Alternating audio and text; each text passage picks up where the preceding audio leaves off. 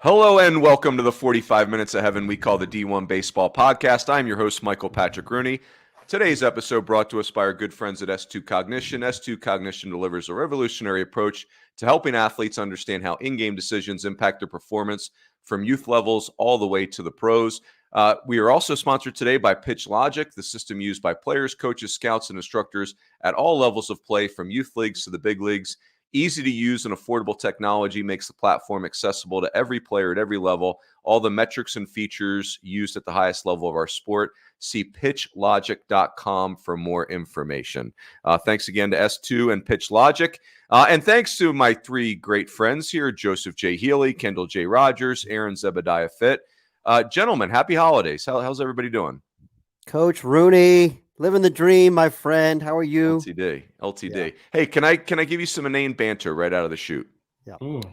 Kendall, your family, specifically you and the great Angela Rogers, are elite GIF players. I mean, your GIF game, your GIF game, however you like to. I mean, both of you, and now the children Rogers. I don't know what their GIF games are like yet, but I just the pedigree is going to be elite. Average, really? What happened?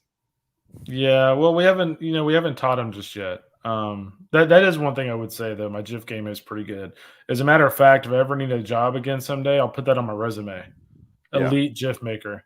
Yeah, the couples Rogers, both elite. Like I think Pretty Good's not going to get it done. It's like I'll tell Angela, so it's a badge of pride for her. Oh yeah, really strong. So I actually stole one of her GIFs for my fantasy football Instagram page for the Carrots. Really, and I steal yours all the time. Joe and Fitzy. Speak for your families. Are you emoji families, GIF families, or none of the above? Runes, you know me. I'm team emoticon. Is that still a thing? I don't know what an emoticon is. It's like is that an emoji? No, an emoticon is like it's when you type just like the colon and then the little parentheses to make your smiley face. That's how. But the Android doesn't change it automatically. No, I'm kidding. No, it's my point is I'm out on all this newfangled crap. Give me words. Write a sentence. Give me words. I like it. How about the man. great Virginia Fitzy? What's your wife? Where does she come down on this? She's probably an above average GIFer, I would say. Yeah. More likely to GIF than emoji, or yeah, I would probably so. I'm both. She'll use them both pretty liberally. And look, hey, I'll sprinkle in the emojis when they're necessary. Like I was actually, interesting enough, Angela was texting me the other day, trying to get my address for a Christmas card, and I said, "Hey, listen, I'm sorry, we're not real grown-ups. We don't send out Christmas cards, but I'm going to wish you guys a happy holidays. And here's two emojis, one with a Christmas tree and one with a little present." And I said, that makes it festive, like a card. And then trying to impress her. I feel like I did my job. That's well done. Yeah, J-Ro is an emoji person, not a GIFer. Coach Healy, what are the Healys? How do they operate? Yeah, I'm an emoji guy. For sure. In other parts of my family, specifically with my parents, they both are big on. I think this is just an Apple phone thing, like an iPhone thing. You can create a Bitmoji of yourself, and so both my stepmom and dad love to do those. So that's kind of how they tend to communicate, is just with those Bitmojis. Oh my gosh, that's next level. You know who else is famous for the Bitmoji is the great Jimothiah Callis. Really? Keep put that in your back pocket. Jimbo Callis as a Bitmoji. I wouldn't have guessed that at all. Yeah. Keep that. Speaking of great Christmas cards, so that guy will send like a 4-page Christmas card every year to you. The Callis family Christmas card is legendary, and it's been the same format for decades, and it's always a crowd pleaser. Oh, that's awesome. Very good. Oh, that's good. All right. This is good. This is good clarity. I feel good about this. This is, thank you for this. And Fitzy, by the way, die on that hill. Die on the hill of fully written out sentences. Words. Right. I'm disappointed that you and Virginia don't do a family photo shoot with your dogs and send it out as a Christmas card. Yeah, not so much. Yeah. Fitzy, the team. Maybe that's why you're not invited to Christmas parties. That's why. We have a split camp here. The Rooneys don't do a Christmas card either. Or these Rooney. Yeah. Love it. Not real adults as you described it. I love that. Gentlemen, so here's our topic for today. Let's have a little fun with this. 2024 is imminent. It is right around the corner. And what I was thinking is, what are things that I believe today, as we are about to enter 2024, that I did not believe a year ago? Things that maybe last season changed the way I view the world. So, for instance, like Joe Healy's elite mustache last year changed the way I viewed the world. So we're gonna go around the country here, and we're gonna split some of this stuff up. I will go first as an example, and I am going to take so Joe, you're going to take the SEC West, you're going to take the SEC East separately. Kendall, and we'll all comment on each of these. Kendall, you'll take the Big 12. Fitzy, you'll take the ACC. I'll take the West, but I'm also going to start us with the grit factories, if you will, the term the great Stephen Schock has given to all non-Power 5 programs. So here was my belief. This was almost like a discouragement. I limped into the 2024 season or 2023 season a year ago, kind of feeling like the era of grit factories going to Omaha had ended. I just felt like the power programs had become so dominant and college sports was getting even more geared towards the power programs. If you think about it, from 2012 to 2017, that 6-year stretch, we had Kent State, Stony Brook, Irvine, Fullerton, Coastal, Santa Barbara, Fullerton again. And that's a lot of grit factories in Omaha. From 2018 to 2023, we had nada, and then Oral Roberts.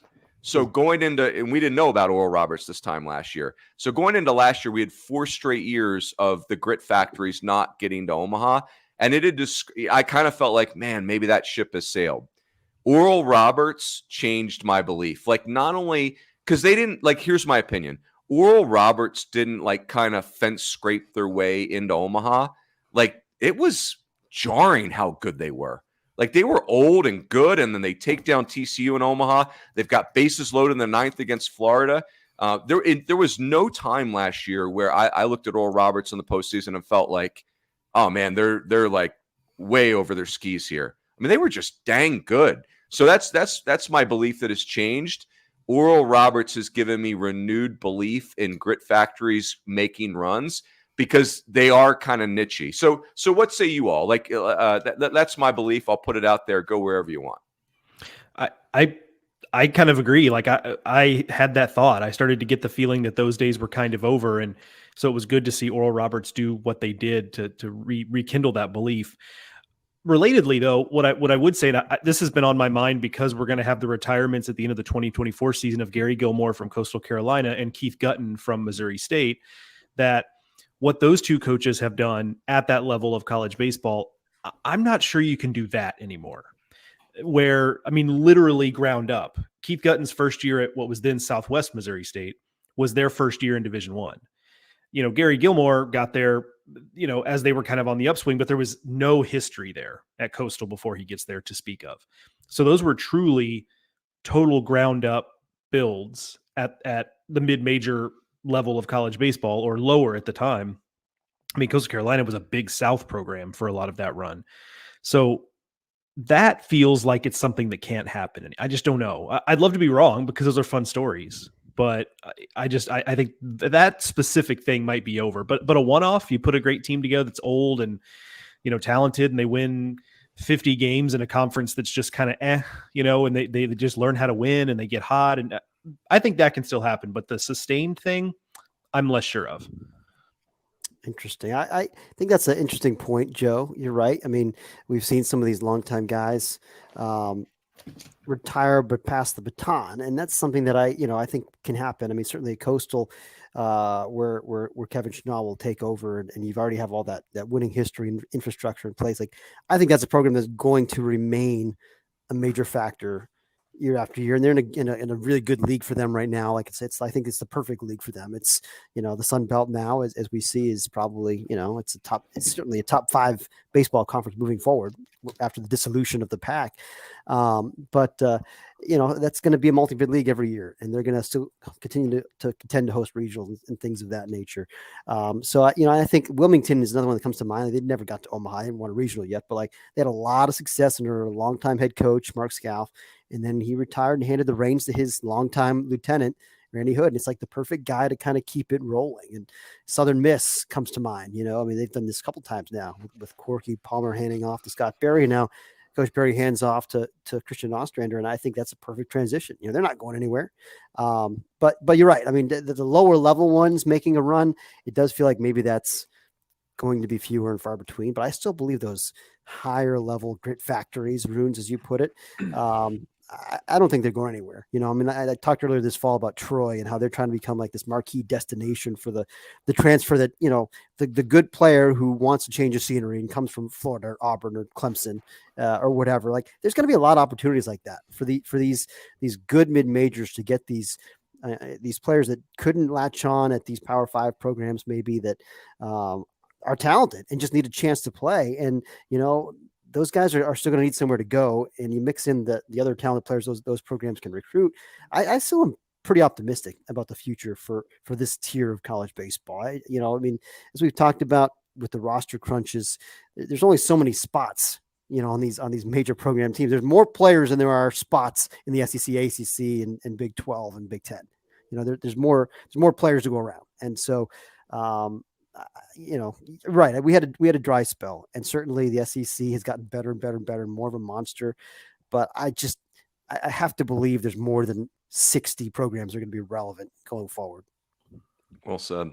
Yeah, I think the biggest thing with college baseball is back when Coastal built the Springs Brooks Park, whatever, and they had the national championship. I think since that point, I would actually argue that a lot of mid majors around the country have kind of seen what the pathway of becoming a prominent team and a team that can get to Omaha.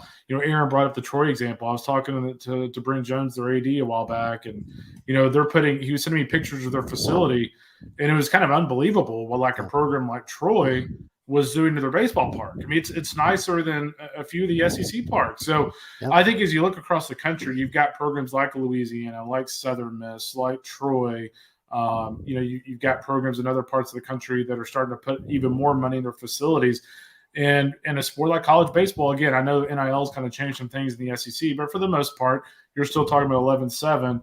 When you have programs that are putting that much money in facilities, and by the way, they're also putting more money in their coaching salaries, getting more analytical positions and things like that, and even some of the lower mid-majors, that gives you a better chance of reaching those kind of heights. So I actually feel like the mid-majors are in a pretty decent spot. Now, if they get rid of the 25% scholarship minimum, that could change things maybe a little bit.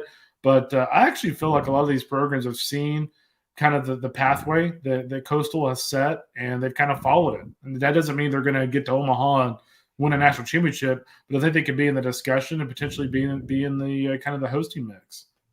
Yep. I will say this, and we'll transition to the SEC. The one thing that is about Oral Roberts, this is going to be really hard on some people's ears, but it's a fact. Oral Roberts did not have to play an SEC school on the way to Omaha, right? And so, is that part of it? I mean, the SEC has just been so utterly dominant in our postseason right now. But again, the point is Oral Roberts was really good. They were really good. They were really old. And they almost did beat Florida in Omaha. So, Joe, now that I have done the nails on the chalkboard there, can you take us to the SEC East? Can you give us a belief from the SEC East that has changed over the last 12 months for you? Sure. The idea that Florida is really and truly back. I was a little bit dubious of that at this time last year, not because I necessarily had lost faith in what Florida was doing. I mean, it's a tried and true method. You just, you bring in really talented players and just, let them do what they do, right? That's never going to not be a winning formula on some level. But I thought it had more to do with the fact that the SEC just gets tougher and tougher every year. And that edges out no team. I just don't think we're in a situation where any team can really kind of run the league the way Florida did for a decent portion of the 2010s. And so the shortcomings, if you will, and of course we're using that term relatively, the shortcomings of Florida in the 2021 and 2022 regionals, losing at home or losing in regionals there, losing 2 straight home regionals. I looked at that and thought, well, this might just be the new normal, right? Like they can host, they can certainly be a team that could get to Omaha, but this is no longer a program that's just going to go out there and dominate and just assume to get to Omaha just because, hey, we're really, really talented. Now, they came out last year and I started to hear pretty early in the season from coaches I talked to that said, hey, that might actually be the most talented team in the country. And we could maybe have that argument, I don't want to, but like we could maybe have that argument. And then 2024 looks like it could be just as good. And it kind of feels back to classic Florida, which is like, they have this mix on the mound of, okay, here's an established guy for us. Here's a couple guys we're moving from the bullpen to the rotation we feel good about. And oh, by the way, here's a couple of freshmen who are just going to blow your socks off the first time you see them. And that's classic Florida. And if you want to pinpoint some of what wasn't happening there, it was that, right? The pitching was good, but not great. They kind of were rolling over a bunch of veterans that, couldn't really get to that next level, So that this feels like classic Florida that we're seeing now. A year ago, I was not so sure that it would be so easy for them to just be back, if you will. Fair. Kendall, Fitzy, what say you on that? Yeah, I think the biggest thing when you look at Florida is things can get stale at times. And I think if you look at Kevin O'Sullivan, he parted ways with both of his assistants that he was on the national championship roster.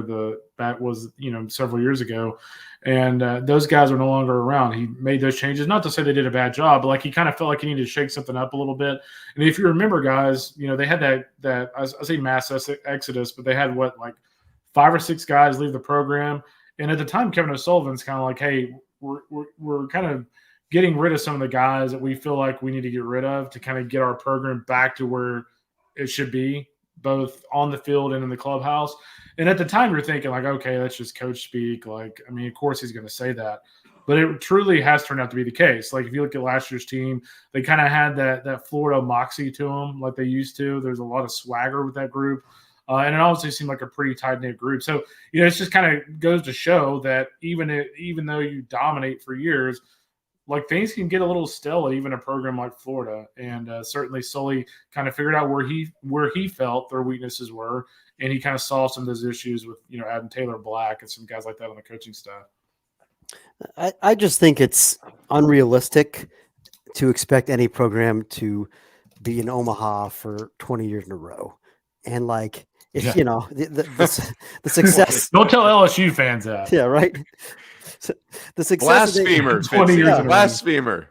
The success that they had the last decade How dare you? is absurd. What was it? 7? Was it 7 trips to Omaha in 10 in years? a decade? It was ridiculous. Like, I mean, it's 3 nuts, straight right? and 4 straight. Come on. Come on. It's right. And if their dip is going to be, we're going to host a regional but not win it, I'll take that dip, guys. Like, I mean, I guess they're back, but were they ever really down? I just think like, that's their baseline, which we're going to host and not win our regional. Then like, it's a pretty damn good baseline. It's just an absurd track record that they have. And now they're just back at the peak again, just about. So it's just impressive. The way that program has been able to, continue winning at such a high level during the entire O'Sullivan era. Well, and I would say this too. I think when you look at Florida, and we all know how good of a coach that Sully is, but I think his ability to manage that program is pretty impressive because they're in the top 2 or 3, 4 in recruiting rankings every single year by PBR. They also do a really good job of the portal, and yet he continues to have a very, very stable program in kind of the modern era of NIL and things like that. So I give him a ton of credit for just keeping things stable because it's not easy to keep that many kids and, let's face it, that many egos happy. Somehow they're able to do it. I agree with everything you guys said. Like, first of all, the expectation was such a joke. It's like 7 Omahas in a decade is not sustainable. We know that. But I would say, Kendall, what you said really resonates for me. Sully deserves a lot of credit here because if you want to run a program that stays at that level, you have to be ruthless. And you mentioned Craig Bell and Brad Weitzel, Kendall, the assistants that are no longer at Florida. And you said it's not like they did a bad job. That's exactly right. They did an awesome job. Like they were the assistants that took teams to 7 out of 10 Omahas, right? But if you're going to stay there, you have to be ruthless as a head coach. Like you have to be able to make changes, ahead, like early, not late. And same thing, like Florida was an early adopter to the transfer portal. And that probably was uncomfortable because Florida was dominating high school recruiting. So I think, the coaches at this level, the Sullys, the Dave Van Horns, et cetera, you do have to have a level of ruthlessness because the game adapts to you and you do have to counterpunch. And Sully clearly has been brilliant. Well, yeah. And the other thing ruins about the SEC, and this can go for the ACC and Big 12 as well, is the SEC is such a counterpunch league. Like somebody's always doing something, whether it's more NL money, whether it's more coaching salaries, whether it's more facilities. Someone is always moving and shaking, and if you're not counterpunching that, you're going to get left behind. You hear that, Joe Healy? You better start counterpunching, man. Let's go. Sure. Okay. Yeah. Joe's like, I'm too busy training. I don't have time. That's why he's got that towel back there in case he sweats and needs a counterpunch. This is actually an alpaca blanket. Oh. Don't even know what that is. I was thinking you're posted up in the old bathroom or something. No, not very. No, the acoustics in there aren't great. The bathroom, that'd be real echoey. That's not awesome. Yeah. Gentlemen, let's move on to the ACC. We'll come back to the SEC West in a second. Fitzy, what's an ACC belief that has changed for you in 12 months? Just that, Clemson is. Ooh, good one.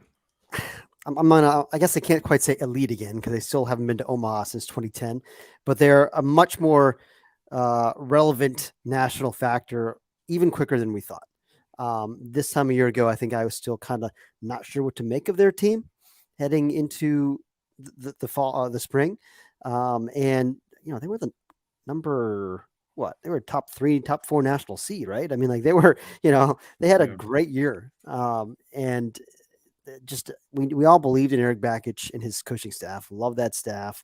We knew that they have all the resources, I think, to be the preeminent program in the ACC. The combination of resources and history and that coaching staff. I think in the very short term here, they will establish themselves as the top program in the ACC. And, there have been times in the past where you can make an argument that they were that. Certainly, the first decade of this century, I think they had a case for that. I mean, Florida State is probably, or Miami. I mean, there's, others that you could put in that discussion. But I think that, Clemson, they were in Omaha, a couple times there. They were in Final Fours. They were hosting regionals regularly, and they've had ups and downs. And, even this past decade, like they hosted 3 years in a row and didn't win a regional. That's one of those things where it kind of feels like you're close, but now I just think that they're going to take the next step. And that's, I guess, my takeaway was this happened faster than we thought. I guess I'll ask the question that I know is just like burning to come off of Runes' lips, which is that, do you like their future better than Wake Forest? Because you mentioned that you think they'll be the preeminent program in the ACC, and that would by definition mean being better than Wake Forest. Not in 2024, but 2025 and beyond. I do think that they have it's just harder to do it every year as a private school. It's just a fact. And, I love what Wake Forest has built. And I think they're clearly, again, the team to beat in the league this year because of their pitching. But, I think that they can do pretty well through the portal, as they've proven. Landing Chase Burns and the guys they brought in last year, they can still get guys because they have a lot to offer. But as far as building those cores and developing them the way that this group that they have right now and last year, I mean, there's a special couple of groups that they've had. I don't think you're going to do that annually the way you can at a place like Clemson, a powerhouse public school. Yeah, and here's the other concern I have for Wake, and again, it sounds like their NIL operation is really good. They've got a lot of momentum. Their cachet in college baseball's skyrocketed. But the reality is if you look at Wake Forest coaching staff as a whole, Bill Salento interviewed for a head coaching job last year at Penn State. Corey Muscar probably would have taken the Penn State job if not for some other circumstances. And so if you're Wake Forest and they have another great year, which we all expect, chances are pretty good Muscar is probably getting a head job somewhere, or he's eventually taking over at Wake. And Salento, is probably getting a pretty serious look for some sort of pretty decent head coaching job. So I guess my concern or my question versus those two schools is I think I feel better about Clemson's long-term ability to hire elite assistants more so than I do Wake Forest's ability to replace potentially Mascara and Bill Salento over the next 2 or 3 years. And that's kind of where I stand on that with those two schools. Answer your own question, Joe. That's a good question. Oh, well, thank you. I think what Wake Forest is doing, I've kind of taken, it feels like I've kind of taken Aaron's mantle of like the Wake Forest honk on this podcast. How dare you? Yeah, he didn't pass the baton to me. I ran up behind him and stole the baton and took off running with it. Stolen baton. Yeah, but I think, okay, I hear what Kendall's saying, and I don't necessarily disagree. Like, that is something they're going to have to contend with. But I guess what I would say is that so much of what they appear to be doing right, and none of us are in those buildings every day, but from the outside, some of the stuff they appear to be doing right. We obviously know about the pitching lab. We have to assume they're offering a pretty enticing something. Chase Burns would not have transferred there if he didn't think he could get better, and if they were offering him something pretty enticing, because he could have gone almost literally anywhere, right? So I just think so much of what Wake Forest is doing feels replicable. I'm not saying anybody could do it, but if they're really committed to baseball, and it appears they are, and let's say Tom Walter retires, right? I think they're going to go out and be like, all right, well, we're going to go do what it takes to get one of the best coaches in the country in here now, and to kind of continue what we're doing. I could be wrong, but that's kind of the feeling I get. Like, this doesn't feel to me like a bespoke thing that Wake Forest has done over these last couple of years. This feels like a change in culture and a change in a feeling around a program. Well, it's really, what's really interesting is I was, I lived in Nashville and went to probably way too many Vandy games back whenever they had gotten rolling with David Price and all those guys. And there are a lot of similarities between these two schools and two programs from that. Like, if you compare Wake now to Vandy back then, because Vandy was one of the schools that, didn't quite have the facilities just yet back then. Wake actually does have those facilities, at least from a pitching lab and et cetera standpoint. But like, it's a private school. It's an outstanding academic school. They've got money flowing through there, which in Vandy's case back then, it was the scholarship thing, the financial aid thing. And Wake has NIL. So I just think when you look at those two programs, they look a lot like Vandy did back then. The question I have is, as you mentioned, is do they have the want to and the resources to long term be what Vandy started back then? Yeah. And it's just such a small school. Like, the enrollment of this university is so small. I mean, can they keep that NIL machine running? At the same level as some of these other giant schools? They're. I mean, Vandy had the advantage of being the only private school in the SEC, which, you're getting an elite education, frankly, a higher ranked education than Wake Forest's. And you get to play in the SEC. That was, and again, like in Nashville as well. Which is definitely, no offense, I like Winston-Salem, but it's not Nashville. So, there are some differences for sure. But like, I see what you're saying. I just think that, I don't know. Like, I think that they are certainly, as long as they keep this coaching staff together, I think they're going to be very good every year for the most part. But I just think that sustaining it year after year, I just have more faith in Clemson's going to do that, given their tradition and their whole setup. So, and look, and as someone who loves that the era of college baseball of the late 90s into the early 2000s, I mean, who among us doesn't want to see those those Clemson whites back on the field in Omaha? Just a classic 90s college baseball look. So good. And Runes, I want to hear from you on this, but one more thought on this. We shouldn't overlook Virginia and North Carolina, especially Virginia with what they've done and getting back to Omaha now a couple of times in the last few years since their little dip.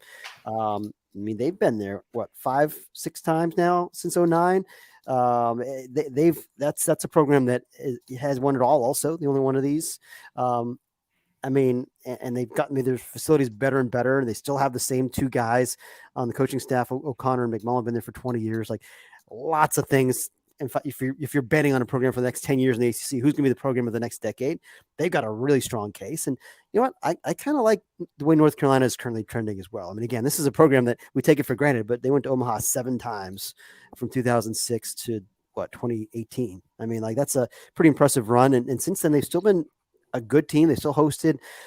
They've got a new pitching lab that is opening up this winter, you know, that could help them a little bit on the recruiting side. And we saw this year, they brought in, I think, the best group of freshman arms in the country. And that could be a potential springboard, but obviously there's a lot that they can sell there as well, you know, with their tradition and their university and the prestige, the cachet of that brand, all that stuff.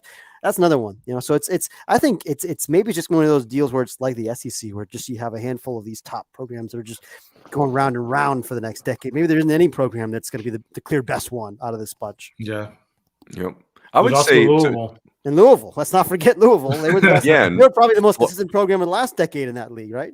Yeah, I think that's how I'd sum this up. Is my conviction level in the ACC is up like big time over the last 12 months. Just seeing what Wake Forest, I like their roster this time last year. Now I like their program. I like, you know, like I'm in on all of it. Clemson, same thing. You know, Florida State would be the ultimate buy low right now. Louisville, you just know Dan McDonnell's not going to stay, you know, air quotes down.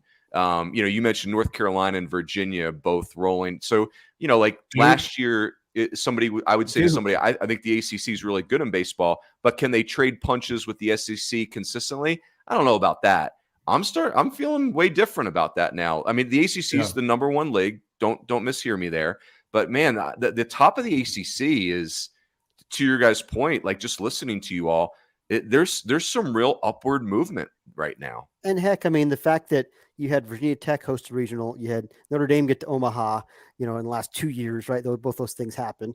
You know, Duke has been to 3 supers now in the last 5 completed seasons, and they've got new facilities on the way, which I think is kind of a game changer when you think about what they've been able to do without having, you know, a ACC caliber on campus facility. They're having to play in a AAA park with, you know, cavernous. It just was not a great fit for them. Now you've got an investment coming over there with the infrastructure. You got to like their direction. I mean, in Miami, still Miami, you know, I mean, like they haven't really gone away. I mean, they hosted regional just last year, you know, I mean, there's a lot of depth in this league. NC State, consistent winner every year, you know, it's just about a regional team, and they've, you know, been to Omaha a couple of years ago. So, I mean, like, it's just BC was just in a regional. Like every program in this league except for Pitt has been to a regional in the last 2 years, I believe. I think that's right. So there's a lot of depth here, guys. It's a really good league. Really good. Yep. Kendall, take us to the Big 12. What's something that a belief about the Big 12 that has changed for you over the last 12 months? Yeah, I think my dog has an opinion. I think the biggest thing for me is just how good Kirk Saarloos is as a head coach. You know, last year, you know, TCU won 38 games, got to the regional final against A&M, and you could easily look back at that team his first year and go, okay, he's got a lot of gems, players. Let's see how he does in year 2. But I think when you look at Kirk overall, you know, he's one of those guys as a pitching coach that I felt like, you know, everybody kind of liked him. He was kind of the good cop in that program. We had pretty high thoughts of him as an assistant, but, you know, you never know how a guy's going to make a transition to a head coach. And I think when you look at Kirk and the way he's run that program over the last year, he's an elite head coach. I mean, he does a terrific job running that program. When I go to their fall workouts, you know, he observes, and his assistants are the ones out there coaching. I'm just really impressed with the job that he's done there. And in TCU, again, it looks like a team in 2024, a lot like Wake, that I feel like can compete not only to get to Omaha, but I think this is a team that could, if some things fall their way on the mound, they could actually win a national championship. They are absolutely loaded lineup-wise. So you're now in a situation where TCU under Kirk Saarloos has won 38 games. You know, they did a great job last year of winning a super regional, getting to Omaha, and now this is a team that could take this thing even a step further. So for me, it's just my opinion of Kirk Saarloos as a potential head coach. I thought he'd be a good head coach. I wasn't sure a year ago if he would be an elite head coach, and I think he is. I think there's also an interesting big picture conversation to be had here with TCU, because with the shifting sands of the Big 12, where you're about to lose Texas, and we're in a world that the four of us have talked about this before. We're in a world where Texas Tech is not operating at a level they were 5-7 years ago. Yeah. There's a real opportunity for a team to kind of take this league and run with it a little bit. Oklahoma State's obviously always going to be in the mix, but it's been a while since they've been to the big stage, right? Arizona and Arizona State will have something to say when they come in, but they're probably not quite ready to be that team. So TCU's got to be kind of looking around thinking, hey, if we can make hay in 2024 and really continue to build this momentum, like they could be the team the Big 12 goes through, that's been the case before and certainly could be the case again. Yeah, I kind of feel like in the case of Texas Tech and Oklahoma State, I kind of feel like Texas Tech is going in reverse just a little bit. I'm not saying they're about to just trend downward for 2 years, but I think they've kind of gone back just a little bit from a sheer talent standpoint. In Oklahoma State, for me, like I think Josh Holiday does a good job, but I feel like this is a program that is stuck in neutral. Like I don't see them getting worse. I don't see them getting better over the next few years. It's interesting. Go ahead, Fitzy. Yeah, I mean, I think I've been probably more of the guy who's pushed back against that argument in recent years. I get it. Like, Yeah. they have not been able to break through to Omaha just once under Josh Holiday, and that's a surprise because they're in a regional every year. I mean, he's been there since 2013. They've been in a regional every one of those seasons. Literally, yeah. Yeah, and they did just win the Big 12. Or maybe tied for the regular season championship this past year. Like, it's just kind of one of those things where you're right. Like, they haven't been able to bust back through the door. It's almost like, where Clemson was for a few years under Monty Lee, where it's like, we're winning, we're hosting, we're just not breaking through, So, but that said, like, I still believe in those guys. And again, the facilities that they've got, I mean, it's one of the very, very, very best ballparks in the country. And they have history. They have a coaching staff that's been together for a decade and won consistently every year. They have not missed. I mean, I just think like, yeah, okay. Like they haven't been back to Omaha. Gosh, it's been since 2016. That is amazing. But I mean, like, do I think that they're going to get back there in the next 2 years, 3 years? Absolutely. I do. I think it's just kind of a law of averages thing. Like there's too much going on for them. Like they're going to get back there. I think the new league probably helps them, because I think what you're saying, Kendall, is very fair. It does feel like there's a little bit of a rut there where you just keep getting tripped up in the postseason. And obviously the standards in that program are very high. I think the league changing up is beneficial to them. Let me ask you guys this question. I'll answer it first because it's not an easy question. The Big 12 has not won a national title in baseball since 2005 when Texas did it. And the team that did it is leaving. Like that feels jarring to me. We're almost 20 years without the Big 12 winning a national title in baseball. I'm going to give us 5 seasons through 2028. When we wrap up the 2028 season, will the Big 12 have won a national title? And I say that out loud, knowing that the SEC has won 5 of the last 6 and probably could have won 6, right? So my answer is yes. I think the Big 12, even though Texas and Oklahoma are leaving, I just have a gut feel that they will pull one off. Joe, what say you? Yes or no? Big 12 wins a national title in the next 5 years. I'm going to go no, just because I mean the SEC is going to grab at least a couple of those, right? So you're working with fewer, and we talked about this before with regards to Wake Forest. Like I think an ACC team, we just got done talking about how deep that league is right now. We'll get at least another one. So I'm going to go no. I don't feel great about it because I do like some of the ascendant programs here in this league, but I feel like the smart money's on no. Yeah, I was just going to say that, Joe. Let's be honest, the smart money's no, right? Like it's getting harder to do it, and they haven't done it in whatever that number is, 16 years. So what say you, Kendall? I'm going to say no, but I feel like TCU is right on the cusp. TCU winning the national championship would not surprise me, but if I was betting today, I'd say no. Yeah, Fitzy. Same. And I think, again, wouldn't surprise me if TCU or Texas Tech, again, that's a program that, they haven't really gone away. I mean, yes, they haven't been in Omaha the last couple of years, but I mean, like they're still winning 40 games every year. They're still, they're still there. They can still recruit. Like they know what they're doing. TCU, Texas Tech, Oklahoma State all feel like programs that are going to have runs. It's just a matter of, can you get all the way to the top? And I just think the odds are, it's probably going to have to be one of those 3. I don't see another team in this league being very likely to win it all in the next 5 years, even with Arizona and Arizona State coming in. I know those programs actually have won it all, unlike the rest of these teams that we're talking about. But I just, it doesn't feel like either one of those teams is likely to win it all in the next 5 years. I think it's more likely that the ACC, they just have more teams I think are going to be contenders to make that kind of a run than the Big 12 does. Yeah. Interestingly, some fun facts about the Big 12 with regards to national titles and things of that nature. Texas is actually the only program to win the national title under the true Big 12 banner, because you have to go back to 1994 in Oklahoma, and that was before the Big 12 existed.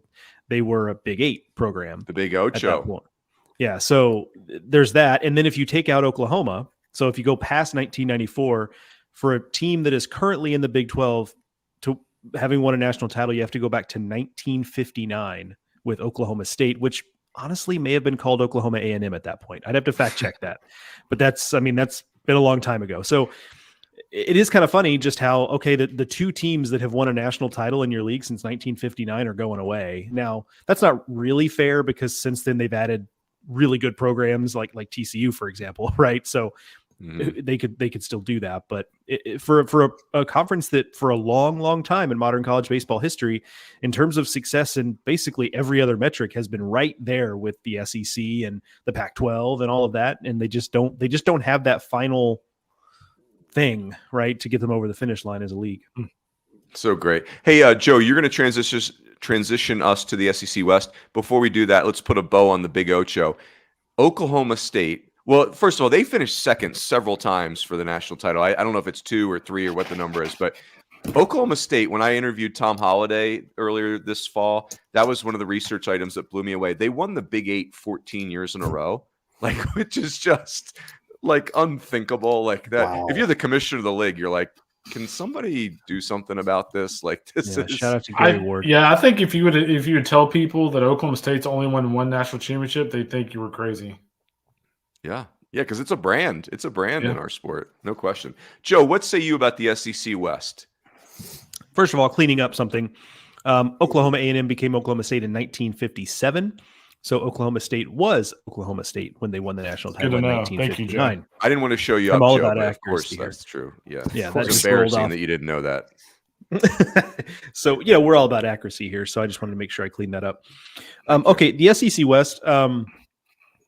At this time last year, I did not think, with the way the program had been ascendant over the previous 4 or 5 years, I did not think it was possible for Mississippi State to struggle the way they did again. I thought, when Mark Etheridge and I were previewing last season on the podcast leading up to the season, I think I probably said a dozen times, look, Mississippi State will be better. It's just a matter of how much better. Is it regional team better? Is it regional host better? Is it Omaha better? I just took that as a assumption, and for a couple of reasons. One is for those just listening, gestures at everything, right? The new dude, the fact that they'd been to Omaha 3 times in 4 years with 3 different head coaches or what, they just been there. And it felt like this was a new era where Mississippi State was going to be, hey, this could be the next team and that runs the SEC, right? Because the resources are just so immense, and they had started to really roll there. But then also, even if you wanted to look at it with a longer lens, I think Runes and I have talked about this before, that, as a program, Mississippi State, historically, as much success as they have had, is not immune to having that stinker of a season every so often. That's just kind of something that would happen. And so I thought, okay, even if you allow for that, they really never had 2 in a row. That was not going to happen. And yet they did. And spoiler alert, a lot of stuff's going to have to go right for that to fundamentally change next year. Look, I don't know if they'll finish last in the division or whatever, but there's just, this league is so good. I don't have to tell anybody listening that this league is so good that a lot's just really going to have to change for Mississippi State in a very short period of time for them to be a team that I feel better than just kind of a flip of the coin about being a postseason team next year. Well, what's really interesting too is I kind of feel like Ole Miss is in the same boat. I think if you look at both those teams on paper, they're probably behind Auburn. They're obviously behind Arkansas, LSU. I would probably definitely have them behind A&M. So I mean, you could have Ole Miss have yet another iffy season, then have Mississippi State have 3 straight iffy seasons. This coming off of historic national championships. These are 2 programs that that winning a championship seems so fleeting. They finally both win one, and now they've both struggled since, and we'll kind of see if they can turn the tide. But like on paper versus some of these other teams and their competitors, it doesn't look great. That said, I mean, I think both of them still have a lot of talent, and they had talent last year, and they still stunk, which is, a little jarring. And injuries were part of that. I mean, certainly for Ole Miss, I mean, you lose your All-America caliber ace. I mean, that's something that hurts a lot of teams, right? Like you're talking about taking 100 very good innings off the table out of your weekends. That is probably the single most impactful thing that can happen to derail a team's season. And so, that said, I mean, both these teams, it basically just comes down to will they throw enough strikes, because they both have arm strike. They both have plenty of stuff on their staffs. It's just a matter of, are these guys ready to do it? Can, in Ole Miss's case, can Grayson Saunier take that next step forward? They've got 3 good arms. JT Quinn is another one. Like these guys are very exciting talents. They have front line stuff.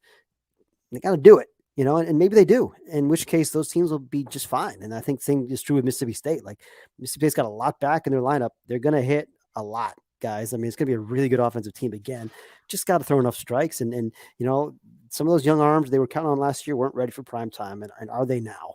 I don't think it's a leap to think that they could be. I mean, either one of these teams, I just think this division is such a crapshoot. I mean, besides, I guess the givens that LSU and Arkansas are going to be up there. Beyond that, those next 5 teams could. I mean, I guess Kendall, you're saying A&M maybe is in that category too. You're more familiar with them than I am, but for me, like those next 5 teams after Arkansas and LSU could finish in any order, and I wouldn't be surprised. Like I like Alabama's team a lot. I'm very high. That team that I think has more established pitching. That's also front line compared to those other teams where Mississippi State and Ole Miss. And so maybe I have more faith in Alabama, but and then there's Auburn where it's like Joseph Gonzalez kind of an X factor. Like, how is that going to look? I mean, do they have enough? They always just seem to figure it out there, at Auburn. Like maybe on paper, you think they don't have as much talent as some of the other teams, and then they overachieve. That has happened repeatedly. So I don't know how it's going to play out, but I wouldn't be surprised if anything happened with Mississippi State and Ole Miss. Like I think they could host regionals, or they could be really bad again. I think I will say this about Mississippi State in particular, not necessarily Ole Miss, but I do think Mississippi State, when you look at the offseason with the pitching coach change of Justin Parker from Scott Foxhall, you look at how much energy was kind of put into the whole Brady Montgomery to potentially Starkville sweepstakes. I do think this is a program that unfortunately for Chris Lemonis, that has a ton of pressure on it right now. And I do think if you're Mississippi State, you've got to get off to, and their schedule looks like they should, but this is a program that has to get off to a really good start this year. Because I do think if they get off to a little bit of a slow start in conference play, I think it's going to snowball on them. So I think they need to get off to a really hot start in conference, and they start to feel that again, and maybe they kind of ride that momentum. But I don't think this is a team that can start out slow and they're just going to find their stride. Like, I don't think that's going to be Mississippi State this year. To your point, Kendall, I think the optics of this season for Mississippi State are really important because it's a new AD. And it's interesting, like we could be looking at them making a regional and getting eliminated and still them making a change, which would be weird. How do you miss the conference tournament 2 years in a row and then improve to regionals and then make a change? But it's like, I think that's the whole point of this league is it's just so, it's code red all the time, as we always say. And, I think for Mississippi State, I've said this, Joe, you alluded to it where, this is their 4th coach since 2016. I can't think of another SEC program of this ilk that has had that many head coaches in that short period of time. And it's just a lot of discontinuity for a league where everybody is in a dead sprint perpetually. Yeah. And I know this is year 6 for Chris Lemonis, including the pandemic, but it's just, I don't know. It's going to be, I think the bow on this, the summary of this is Ole Miss and Mississippi State are fascinating. Like they are so interesting in our sport for all of the reasons you guys have mentioned. Yeah, it's just kind of crazy how the fortunes have changed for Mississippi State as a whole. I mean, they were considered the hot program I mean, they were packing that place. I mean, if you think back, I mean, Jake Gautreau was like the hottest name potentially in coaching in terms of head coaching jobs. And now, like last year, he was a guy that really wasn't even considered for any of those big time jobs that opened up. Whereas a year before, I mean, he probably would have been able to take whatever job he wanted. Yeah, that's right. Hey, let's do the final one. Hey, I think that's I don't want to label someone's misfortune as encouraging, because it's not. But I would say if you're the rest of college baseball and you look at some of these programs who basically have a blank check for resources, or it feels that way, and you see them struggle, and that does reassure us that it takes more than resources. It takes time. It takes a lot of things. But let me do the West. I'm gonna lump the West together as our final entree here. I would say my change in belief is just utter encouragement.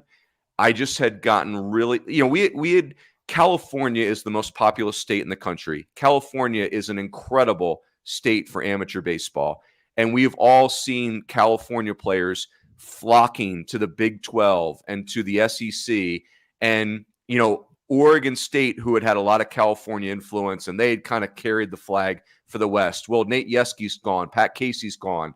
Mitch Canham's trying to gain his footing. USC was down for so long. It felt like they were irrelevant forever. Arizona State, a program that had 3 coaches in 50 years, and the next thing you know, they've got 3 coaches in 5 years, right? And so I had gotten very discouraged. Fullerton went from elite to just on their back in a hot second. I had really lost optimism for the West Coast. I stand here today very encouraged. I love what I'm seeing at Arizona State. I love what the Big 12 can do for Arizona and Arizona State. I think it's a great move for them.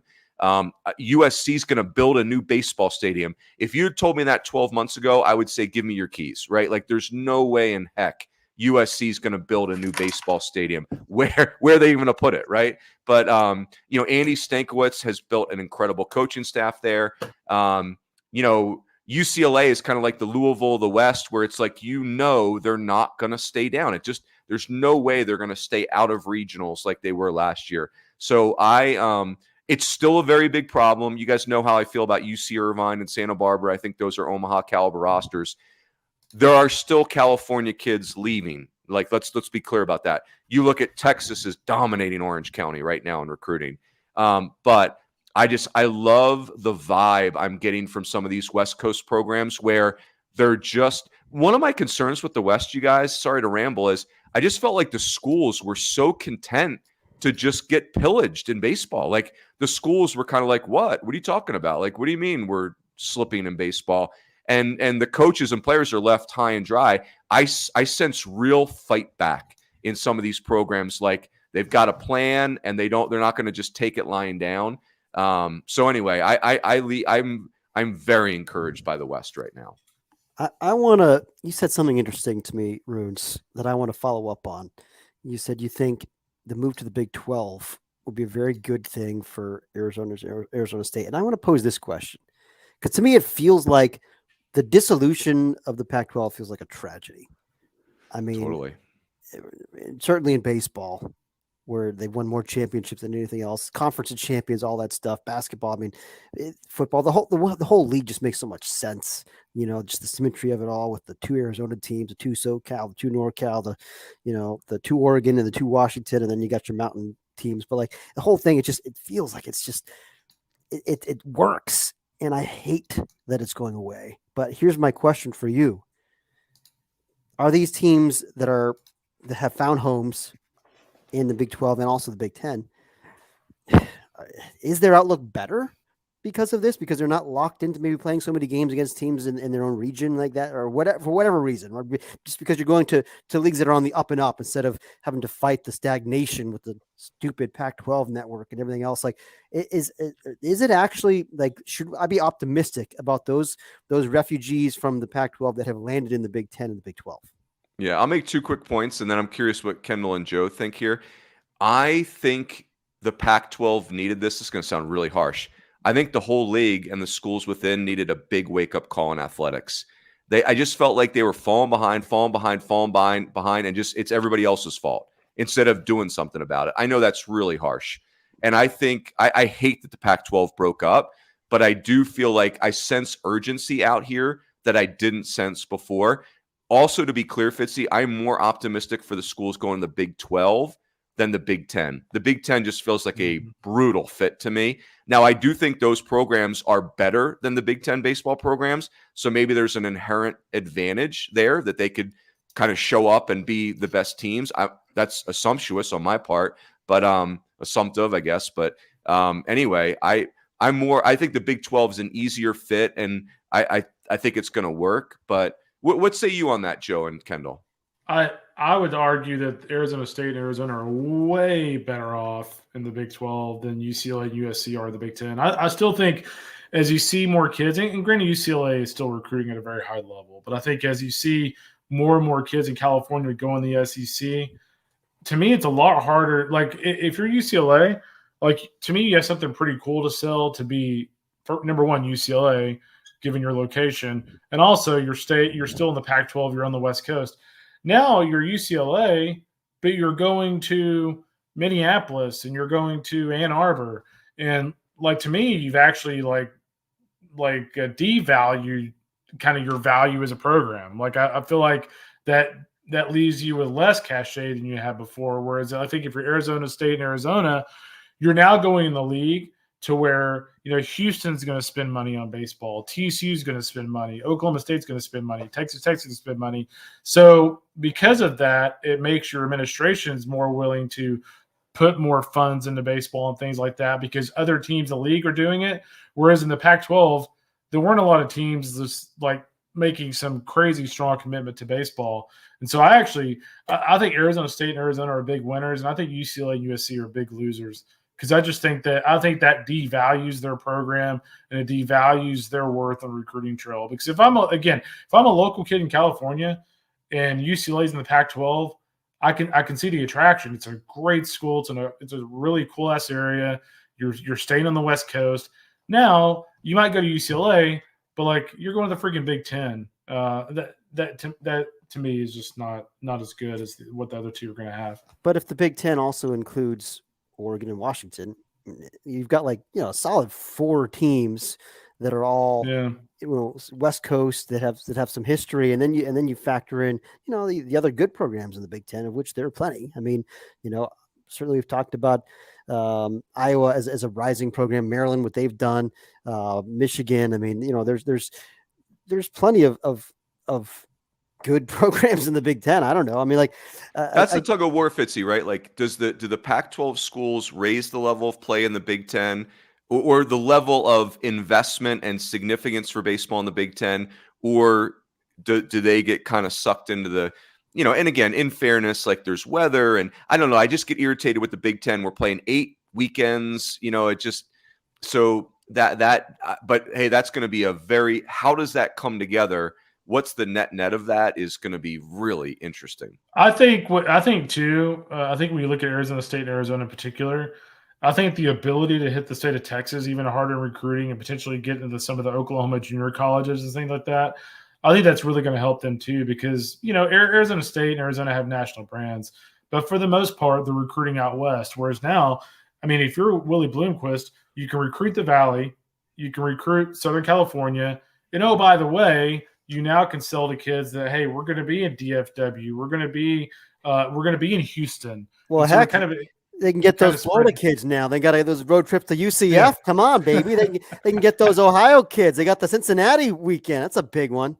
And by the way, Kendall, how dare you? When I was at Arizona State, we had the cut and shoot consolidated school district on lockdown. Every cowboy was coming to Arizona State, if there ever was one. How dare you, program. Sir? You know what, though? They need a school just so they can be the cut and shoot Cowboys. Oh, it's so good. Joe, what say you? Get us back in bounds, please. Yeah, I'll do my best. No, going to me for that is a really risky proposition. Here's something interesting because I think it's a lively discussion, and I truly don't know. You could convince me that USC and UCLA in particular, just because they're the more prominent brand at this point, 10 years from now feel marginalized. I would also believe you if you told me like actually, like UCLA just kind of kept on clicking, and now they're winning the Big Ten every year, and they're hosting every year, and they're getting to Omaha because they're just putting up gaudy. I believe that too. Like they just kind of run that league and nothing else changes.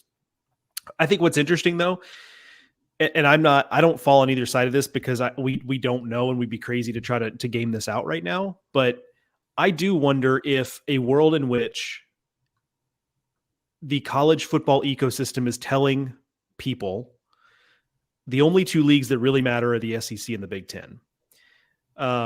If some of the cachet we think the West Coast programs going to the Big Ten will lose might be mitigated by the fact that they get viewed as big time. And I go back to a conversation I had with a coach on the West Coast, like a mid-major coach on the West Coast, who told me we get beat out for kids in the transfer portal. So this, without trying to betray the confidence here, like it's a good mid-major program that competes with the Pac-12 consistently.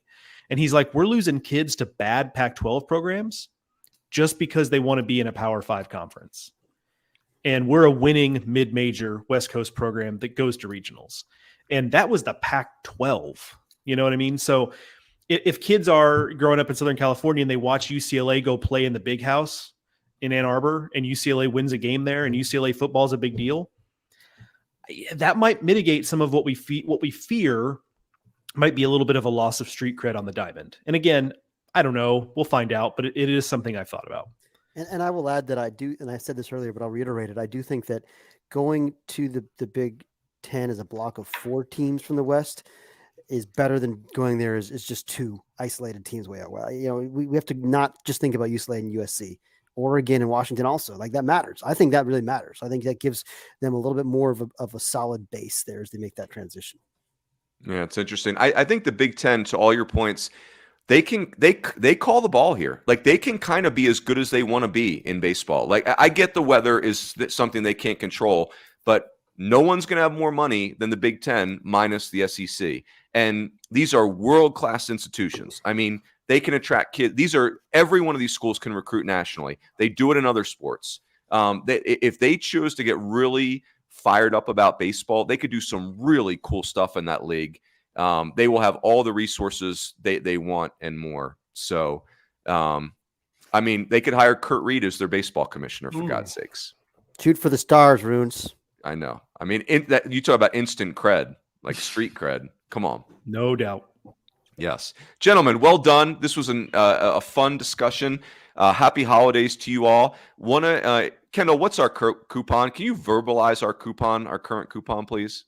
Fall 20 Fall 20 annual subscription. Yep.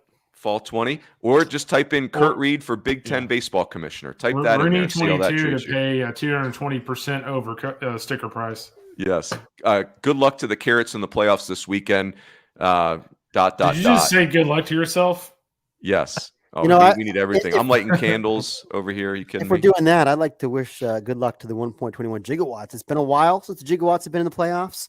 But we're back, baby. We're back, and we're shooting for our fourth championship this year. So Kendall, what's your guy Marcus Peters always say, or what's his name?